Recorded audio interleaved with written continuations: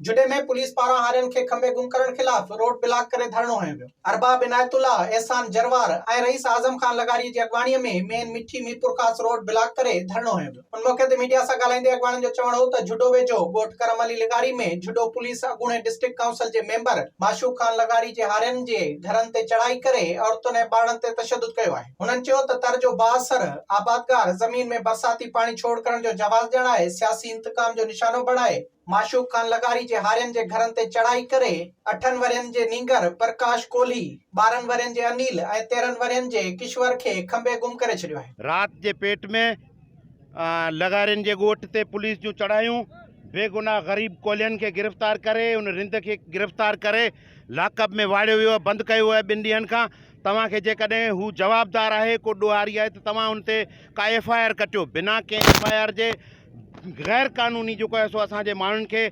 हिरासमेंट विझण जे लाइ हुननि खे लाकअप कयो वियो आहे, बंदि कयो वियो आहे।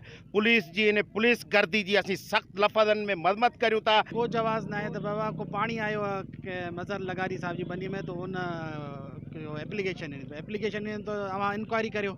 इंक्वायरी को ज़ोरी तो पानी कोन, बरसाती पानी आहे, बरसाती पानी तो ईंदा रहिया सॼे मुल्क ॿधो पियो आहे त उनमें सभु हिक ॿिए ते केस कराईंदा या। उन मौके ते माशूक खान लगारी जे भाउ आज़म खान लगारी चयो त गुज़िरियल इलेक्शन में GDA खे सपोर्ट करण खां पोइ इक़्तिदार धुर जे सियासी भोतारनि असांजो जीअण जंजाल करे छॾियो आहे। बेगुनाह खणी विया। 4 ॾींहंनि खां पुलिस हले पई ऐं 4 ॾींहंनि खां उनजा 8 हारी झलियो अचे थी, वरी छॾियो ॾे, वरी वठियो अचे। बेगुनाह उन्हनि खे तंग पई करे हारियुनि खे, असांजे ॻोठ वारनि खे बेगुनाह। एहतियात कंदड़ IG सिंध SSP मीरपुर खास खां मुतालबो कयो त फौरी तौर ते नौजवाननि खे आज़ाद कराए पुलिस खिलाफ कार्रवाई कई वञे। विजिट कयो अवामी आवाज़ मीडिया ग्रुप जी वेबसाइट awamiawaz.pk